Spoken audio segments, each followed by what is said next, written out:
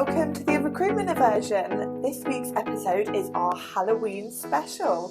So we'll be focusing on recruitment horror stories and scary tactics. Ooh. So to start off with, we've just had loads of fun collecting recruitment horror stories between us and our colleagues. So Roni, what's your favourite one? I think my favourite one is one of my colleagues. They had a candidate, a really good candidate actually, who was on their way to their first day at their new job. Now, I don't know whether this was because of illness or nerves, but they ended up shitting themselves in their car on the motorway on their way to their new job.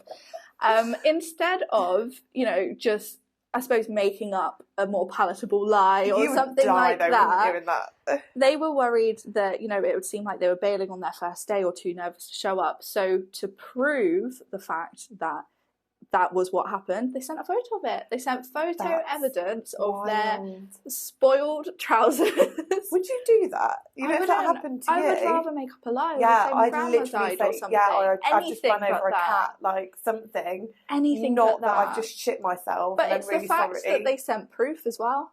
That's crazy. Absolutely mental. I mean, I hope it was actually their trousers and not just someone else. Yeah, they could have just Googled a picture. Actually. I don't know. Did they go back into the job? Do you know what? I don't know. It'd be interesting to find out, because how would you show your face again? You wouldn't be able to. But did they send the photo to? They sent it to our colleague. Yeah.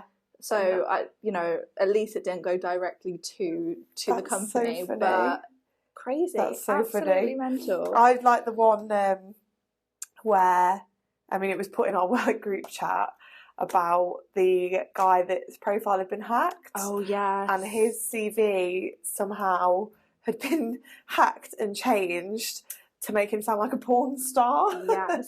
And I think we'll just say the opening line of the personal statement was, "I'm a hard-dicked individual." So imagine that when you're job searching, you don't actually realise that your profile's been hacked. Luckily one of our colleagues actually called them up and sort of gave them a heads up. Yeah. But, yeah, really embarrassing.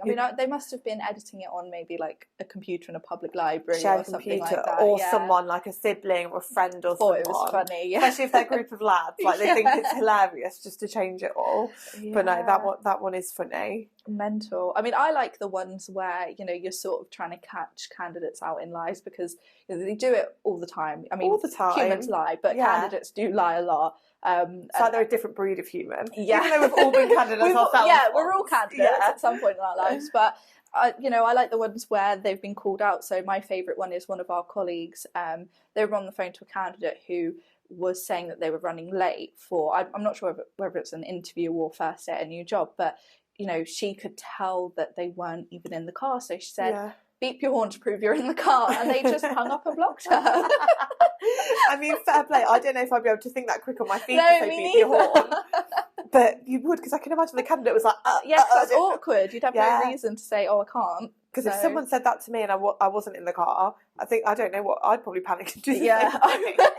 You'd be like, absolutely not. So oh no, it would have been better if they pretended to do a beep. Go beep.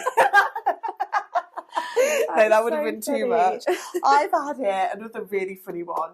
And another one of our colleagues who work together, has just texted me her version of it. So I've had it where when we're obviously searching CVs and stuff, some people have uploaded the wrong documents. Yes, that happens all the time. Instead of their CVs. And I'm like, do not title your documents CV. But anyway, people who can't seem to use a computer sometimes upload things. And I've had court papers. My favourite being, obviously I'm not going to say too much about it, but where someone was trying to take someone to court for stealing things off them. And they just uploaded the whole thing, like witness statements, victim statements, so bad. Everything. Literally onto a job board that can be accessed by anyone. And we've had like tax credits awards, bank statements, and my personal favourite that hasn't happened to me but has happened to one of our colleagues is someone uploaded their STI test results. Here you go, give me a job, I'm free of STIs. Like, what more recommendation could you want for your future employee? Absolute nightmare. The thing is, you just hope that they've been told. I mean, it's really awkward to tell them that, but I think it's better that they're warned. I'd be mortified. I do it though. Whenever I upload something, I double, triple check that it is what. Even when I'm emailing candidates job specs, I check and I triple check. And when I email clients like CV submissions, I'm like, right, let me go back through. Let me check, because you get trust issues, don't you? That's but so awful. I mean, unless these people are really like, here you go, this is the real me. I mean, you never know. They might have intended it. Oh dear, that's so funny. I mean, you know, there's so many horror stories. There's a few that obviously affect us directly. I mean, I think we've all had an experience of a candidate at some point becoming a little bit obsessed with us. You get requested on your personal social media. Sometimes they'll ask to take you out on a date, things like that. They look at your WhatsApp pic and then they're like, wow, you're beautiful. And it's like, okay, honey, I'm just trying to get you a job. Yeah. Yeah, it's a nightmare. I mean, one of our colleagues as well, I don't know if you knew this, but someone had asked them to send feet pics to them. Wild. Which is mental. Out of everything. Yeah, I mean, at least let us get you a job first. Yeah, I know, and then we can talk about the aftercare service.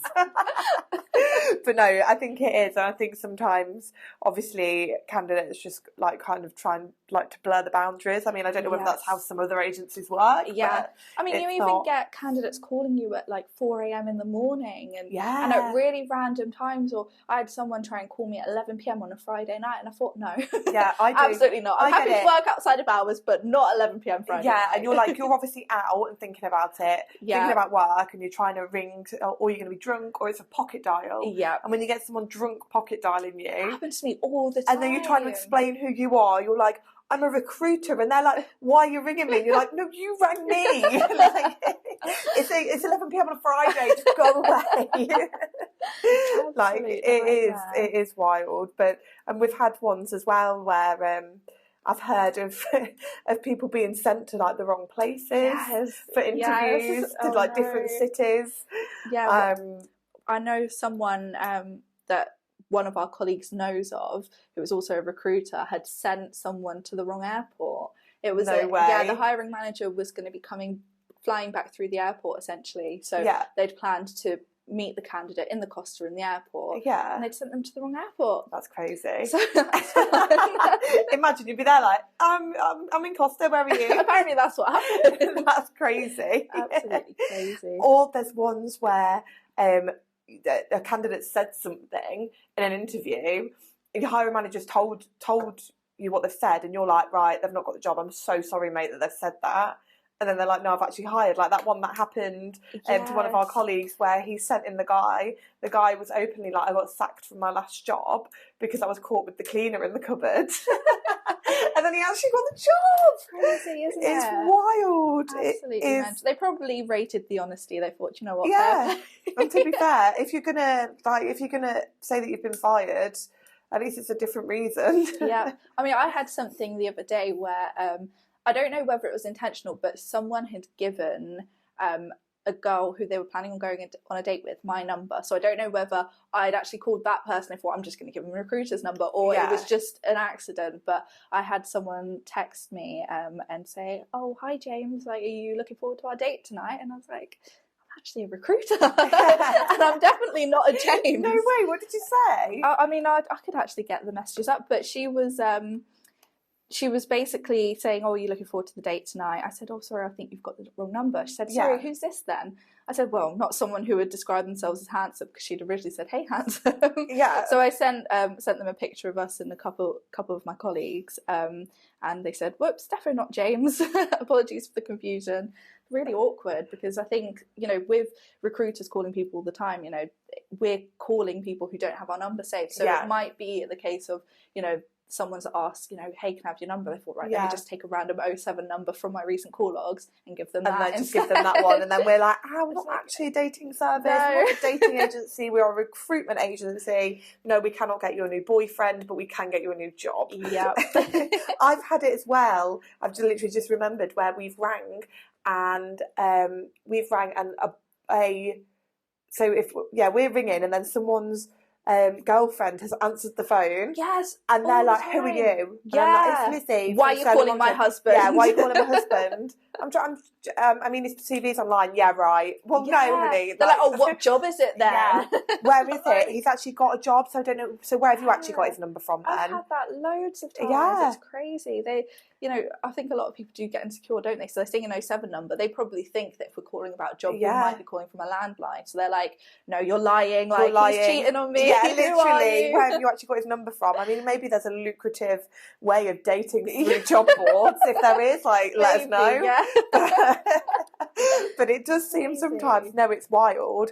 But like, so there's all the horror stories of like things that have happened. Yeah. But then there's also the scary tactics that recruiters use as well. I mean, obviously we've spoken about CV flinging before, where recruiters are literally not speaking to their candidates, just popping them forward for jobs in the hope that they'll get a bite from the client. Yeah. And then they do. I've had it literally, it's happened so much to me recently, and my candidates are like, no, I promise you, Lizzie, I'm not being represented by that agency. And I'm like, well, I'm being told otherwise. And then you get trust issues because you're like, I don't know who to trust. And it sounds like you're accusing other people. Yeah. But it's like, it's the brutal honesty is a lot of people do it.